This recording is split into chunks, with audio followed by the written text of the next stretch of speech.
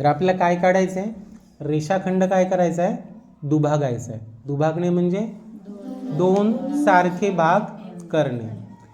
तर त्यालाच आपण इंग्रजीमध्ये परपेंडिक्युलर बायसेक्टर पण असं म्हणतो. काय म्हणतो, परपेंडिक्युलर बायसेक्टर. आपल्याला जो प्रश्न दिलेला आहे तो काय दिलेला आहे, 6.7 सेंटीमीटर लांबीचा रेषाखंड काढा व तो कंपास आणि पट्टीच्या साह्याने दुभागा. जर हाच प्रश्न इंग्रजीमध्ये असता तर कसा आला असता, draw 6.7 centimetre segment and draw it's perpendicular bisector. त्याचा परपेंडिक्युलर बायसेक्टर काढा म्हणजे लंब दुभाजक.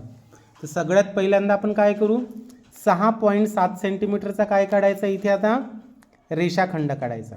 कितीचा, 6.7. From here 0 to 6.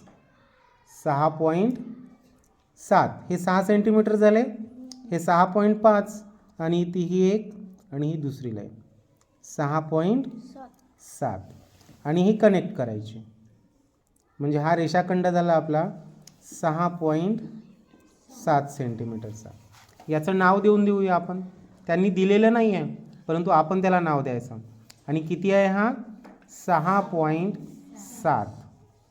नंतर आपण कशाचा यूज करायचा, कंपासचा वापर करायचा.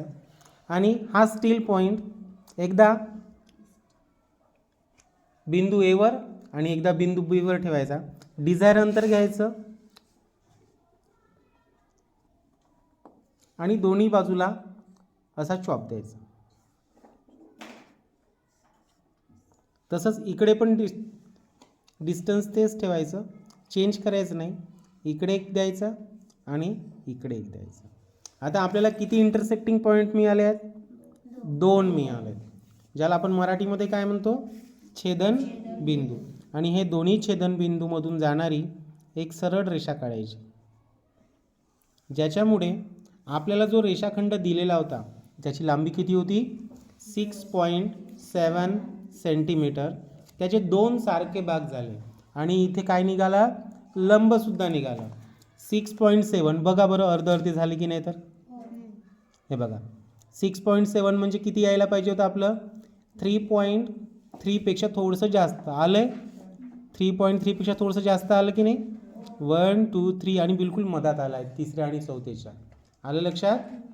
अशा प्रकारे आपण काय काढू शकतो, दिलेल्या रेषाखंडाचा परपेंडिक्युलर बायसेक्टर म्हणजेच लंब दुभाजक.